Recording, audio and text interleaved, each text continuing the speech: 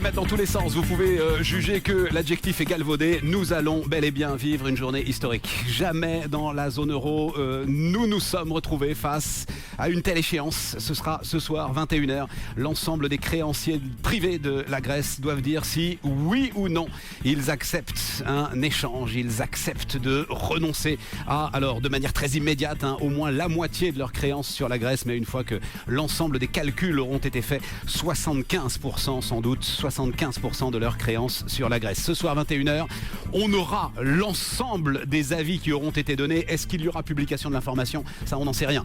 Est-ce que demain matin, on sera en mesure de vous dire si oui ou non une majorité suffisante a accepté ce nouveau deal?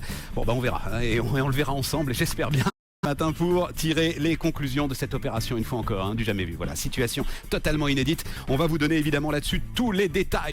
Bon, enfin bref, la Grèce, c'est le jour J pour les créanciers privés. Ils ont jusqu'à ce soir 21h pour dire s'ils participent ou non à l'opération volontaire d'échange de dette. L'enjeu, c'est évidemment le niveau de participation. On regardera notamment l'attitude des hedge funds qui ont acheté de la dette encore très récemment et qui veulent justement la valoriser au maximum. Mais en gros, vous allez entendre beaucoup de chiffres, 66%, 75%, 80%. Globalement, en dessous de 66%, on est sur un défaut total.